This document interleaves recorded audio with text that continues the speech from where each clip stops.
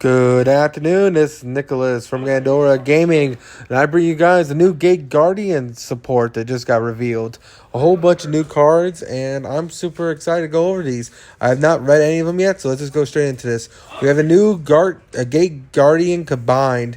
It is a level 12 Dark Warrior Fusion Effect Monster, 3,750 attack, 3,400 defense. The materials are 1 Saga Defender, Kyojin, and Suijin.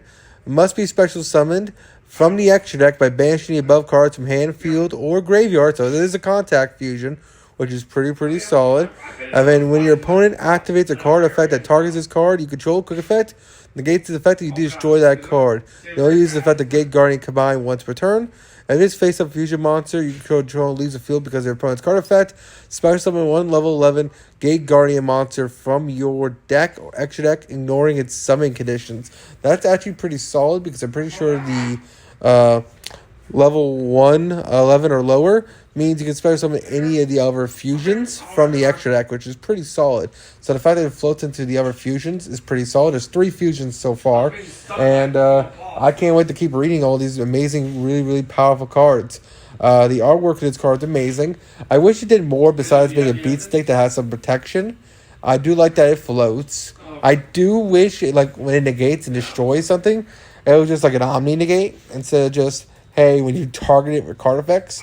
Because that means non-targeting removal just removes this guy. It has to target this card. So things that just non-target remove cards work on him. And that's not even counting banishing or anything like that. But I do like that he does float like Ice Jade, Mirror Jade, where when he leaves the field by any means by your opponent, you just summon any of your fusions. Let's go into the main deck. We have Labyrinth, Heavy Tank. This is a retrain of Heavy Tank. It's a level 7 Dark Machine Effect Monster, 2,400 defense. You can normal summon this card without Chivening. Can't attack the turn it's normal summoned. During your main phase, you can place one of your Saga, Defender, Kyojin, or Suijin that is banished or in hand or deck face up in the spell and trap zone as continuous spells. Then, if you control a Labyrinth Wall card, you can destroy one monster your opponent controls. You can use one Heavy Tank once per turn. Really interesting card. The fact that it's a level 7 that does not require that it can be normal summoned is pretty solid. I do like you just cheat it out from deck. Just be like, hey, summon it, put a spell and trap in, put it in the spell and trap zone. I can still be used as contact material, which is pretty solid. Overall, it's a really interesting card. And we'll just have to see where it goes from here. But I really love the artwork. It's really hard to see because all the images are of a person holding them. They're not of like the artwork itself, which kind of sucks. So you will have to deal with some blurry pictures until we get some better ones. But ultimately, it does look really cool. And I can't wait to see what the rest of the support goes this from here. Really cool card. Level 7. There should be some Kshatriya interactions there. Who knows? We'll just have to see. Alright, so now we gotta talk about the new monster we just got revealed. The new Labyrinth Man, Shadow Ghoul. This is a level 5 Dark Zombie Effect Monster, 1,600 attack, 1,300 defense. Still has the shittiest stats in the world, but hey, what can you do? You can discard this card, add one Labyrinth Wall card from your deck to hand. At the start of the damage step, if your opponent's monster battles while you control a Labyrinth Wall card, you can banish this card from your graveyard, destroy that monster. You can only use each effect of Shadow Ghoul once per turn. That's an interesting effect. I think the whole gimmick of this card is that it just 3 copies of Terraforming, basically, for whatever this field spell holds, which must be a really powerful field spell if you're dedicating one of the only 2 main deck monsters to just discarding it and searching it out. So we'll just have to see what the field spell does. I really do love the artwork duel. I'm super excited to retraining all the fusions. I personally think that the fusions was the coolest aspect of this deck. Not the fusions, my apologies. What I meant to say is one of the coolest aspects of this archetype is just how it looks. And I love how the old artwork looks. The fact that they're all based around the labyrinth. The fact that we have Shadow Ghoul as a playable card now. That's actually pretty insane. And I can't wait to see where it go from here. All right, so the next card we have is another fusion monster. This is Gate Guardian Thunder and Wind. This is a level 9 light thunder fusion monster. It is 2500 attack, 2200 defense. Materials are 1 Saga the Thunder and 1 Kaioshin. Must be special summoned from your extra deck by banishing the above materials as cards. During the main phase, you can add 1 spell trap from your deck to hand that mentions Saga the Thunder or Kaioshin and Suijin. And only use each effect of Gate Guardian, the Thunder and Wind once per turn.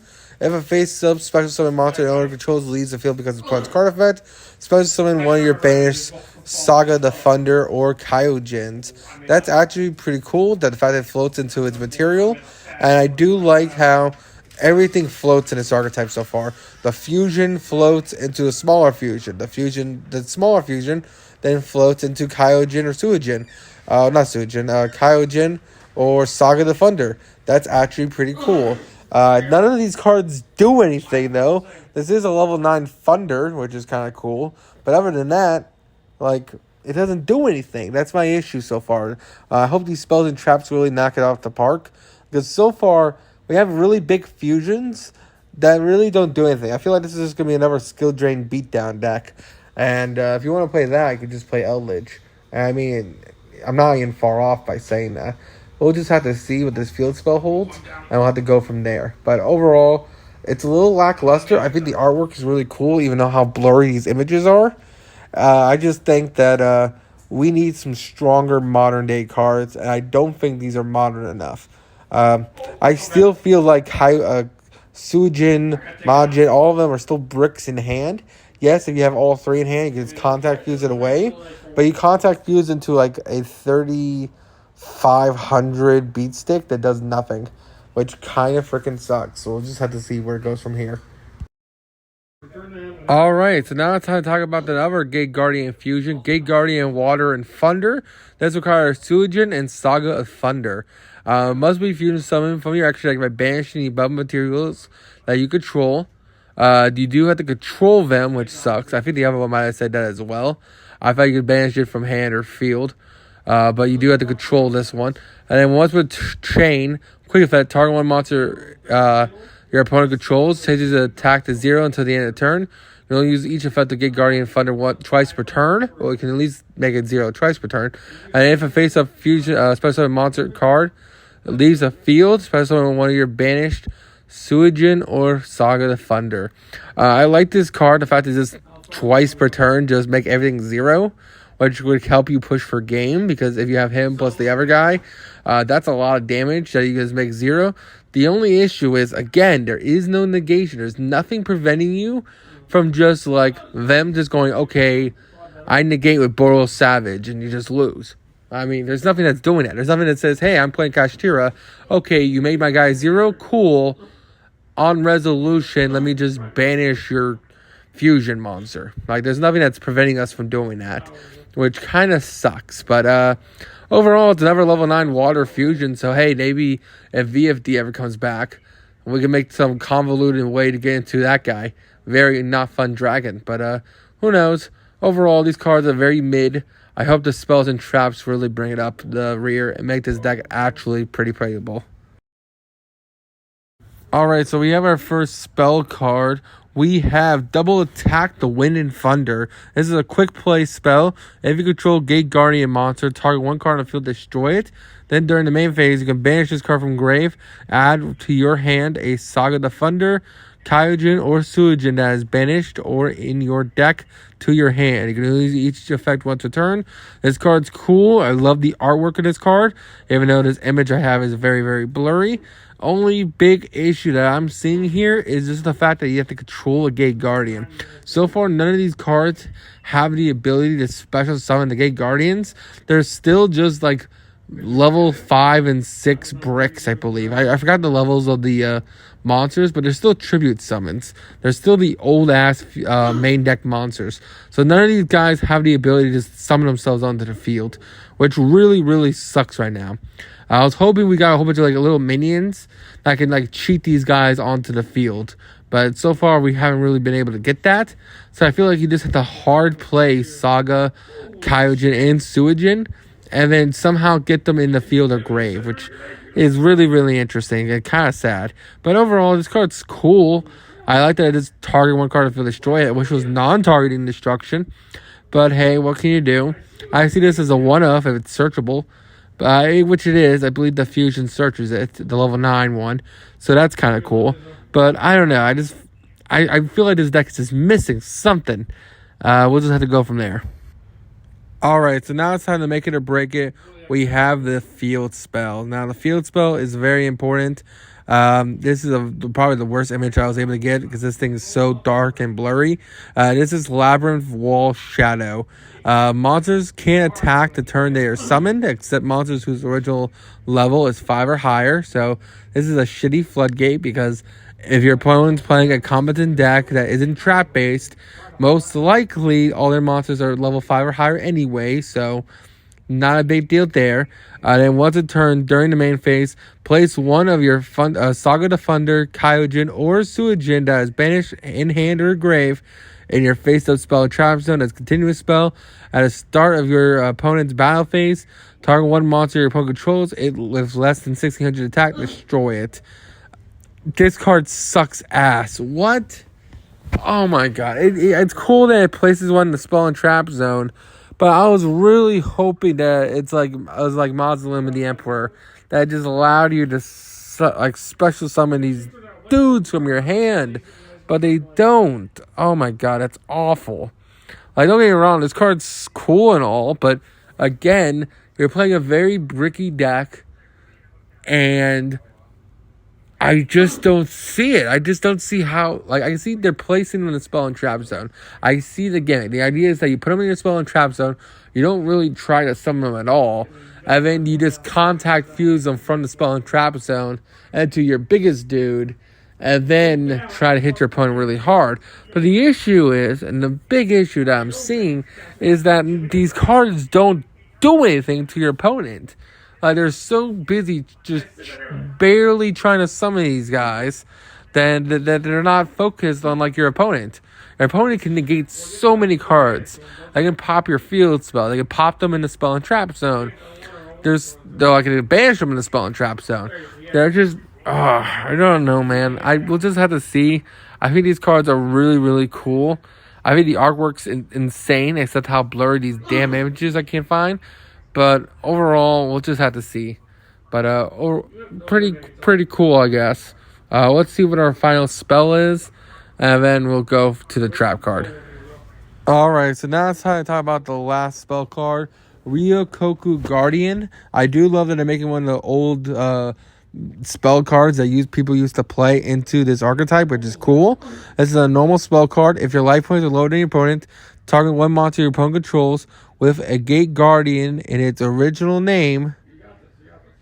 Wait, I'm confused. If your life points are lower than your opponent, target one monster you control with Gate Guardian in its original name.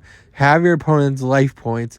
Then that monster gains attack equal to your opponent's life points. You'll banish this card from grave. Add one Saga Thunder, Kyojin, or Suijin that was banished in or in your deck to your hand. You can use each effect once a turn. Okay. This is actually the first card that I'm actually like, okay, this is actually pretty solid. I see a Wink Edition now. You just have your opponent's life points. Then you give that attack to your big-ass monster, and then you swing. I can see that. I can see a skill drain based deck based around this now. I still think it's not going to be consistent as hell. You're trying to play this deck going second, so good luck playing through an entire Kashtira board with this deck. But I guess as a casual, like, goofy OTK deck, I do like it. I feel like the Sacred Beast Strucker deck did that better by playing that honest, what's it called? The blue one that's like basically makes it double attack that turn. You know what I'm talking about. The Raviel. I think that's his name. Raviel. I don't know. This card's cool. I like that it's searchable. I like that it just halves your opponent's life points. I feel like these cards need like really big game-changing effects like that to be good.